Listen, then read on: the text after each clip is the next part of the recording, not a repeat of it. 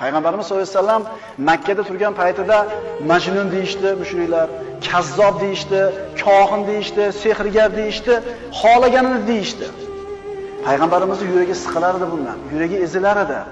Alloh taolo nima deyapti, diqqat qilinglar. Birodarlar, siz haqingizda xohlagan gapini gapirsin. Sizning ustingizda xohlagan ishni qilaman desin. Kim aytgani bo'ladi? Alloh aytayapti. Shak shubhasiz biz ular sizni masxara qilib aytayotgan so'zlaridan dilingiz siqilishini bilurmiz. Bandalarim dillari siqilayotganini men bilaman, deyapti. Muhammad alayhisalom haqida shunaqa gap gapirilgan. Ey Muhammad alayhisalom, bularni gapirayotgan gapidan qilayotgan ishidan sizni dilingiz siqilayotganligini men bilaman, deyapti. Endi nima qiling, deyapti. Xuddi shularga o'xshab borib gap qaytaring, ularga shu o'zlariga yarasha ish qiling yoki shu fe'liga yarasha fe'l qiling dedimi? Nima deyapti? Voy parvo qilmang, deyapti. Oyat davomini o'qiymiz.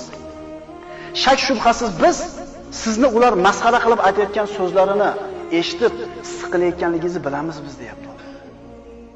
Bas siz Parvardigoringizga hamda aytish bilan u zotni sheriklardan poklang va sajda qiluvchilardan bo'ling.